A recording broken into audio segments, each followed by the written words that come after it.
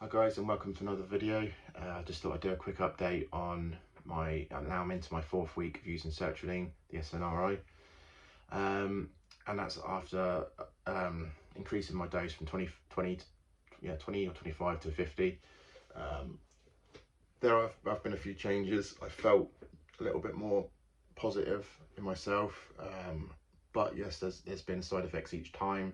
My anxiety's kicked in a bit more, crippling anxiety, but nothing I couldn't keep control of, which is nice. And the dizziness increased worse at the start, but touch wood, going to the 2nd week now. I think, as I did with the first lot, the 2nd week was the hardest one, so I'm hoping this week may even itself out, but I have to wait and see. So today I just want to talk a bit more about mental health, and I think over exaggerating things, not exaggerating, but overthinking things, which is what I used to do a lot. So I've seen 8 different specialists in the last 8 months, going from orthopedics for problems in my neck, because I had pain in my neck going from my shoulder blades upwards, where I felt chemicals at the start. When I was having these weird panic attacks, I felt a chemical going up to my brain and sweating. It was a strange feeling.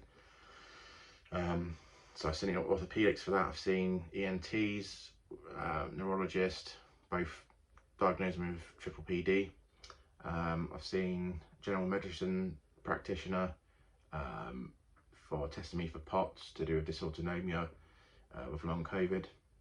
I've also seen upper cervical chiropractors, chiropractor, general chiropractor.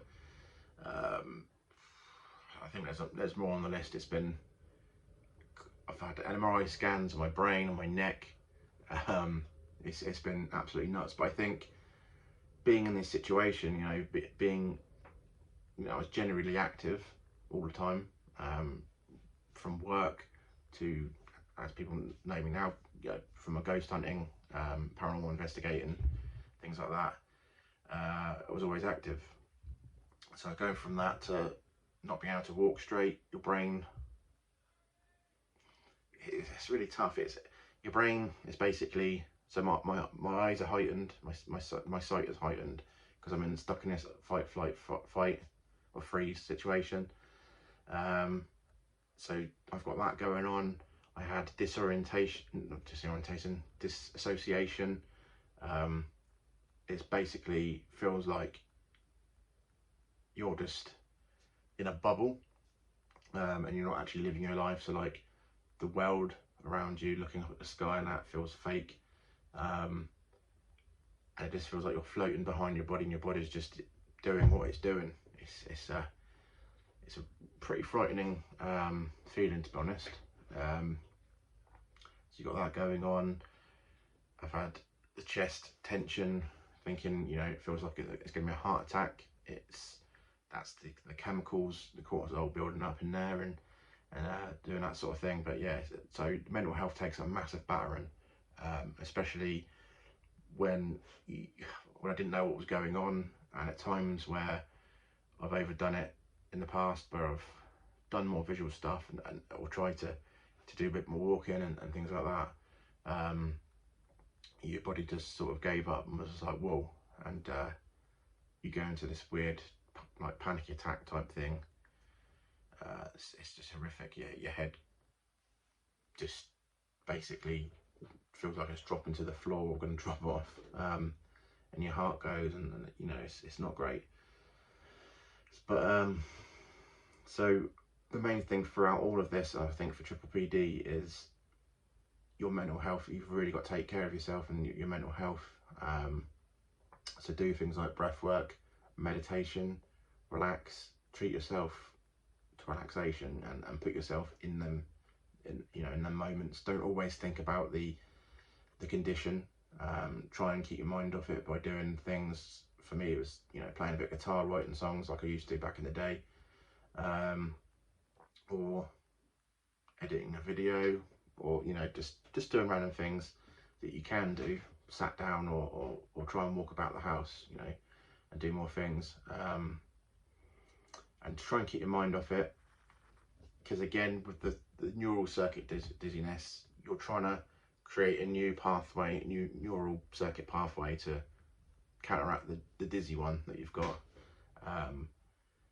And just thinking about being dizzy, looking for symptoms all the time, is going to make that stronger, the negative one stronger. So you want to try and keep your mind off it. It's hard to say that, but when you're lying down, and if you feel comfortable, for me, I feel better lying down when I'm sat down. Even now, I feel like my brain is swaying like this. You feel half pissed sometimes. But lying down, if you feel comfortable like I do some meditation, just put some headphones on, listen to calming music, and even the breathing exercises, do that to calm your nervous system down.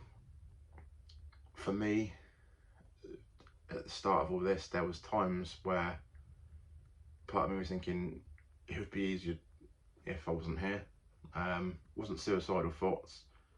You know, I usually am a mentally strong person. Yeah, there was times I was just struggling day to day, and I didn't see improvement. I was seeing all these specialists that didn't understand what was going on, and couldn't fix me, sort of thing, as you would think. And it goes on and on.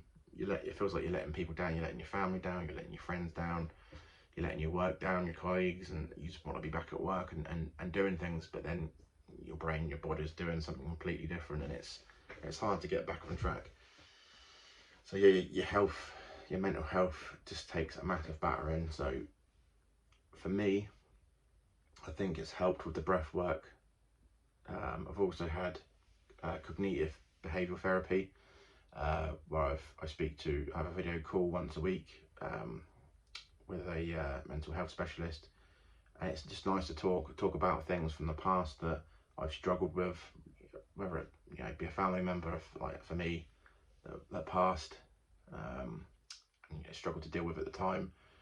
These emotions get trapped in tissues in the body and can be released, and it creates this chronic stress that, for me, before COVID, I felt stressed about a lot of stuff that didn't even matter.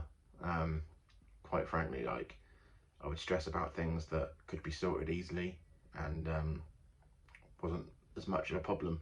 I think you get stuck in that rut of being in a stressful environment, and you feel stressed the majority of the time, and you don't know it. You just live that life.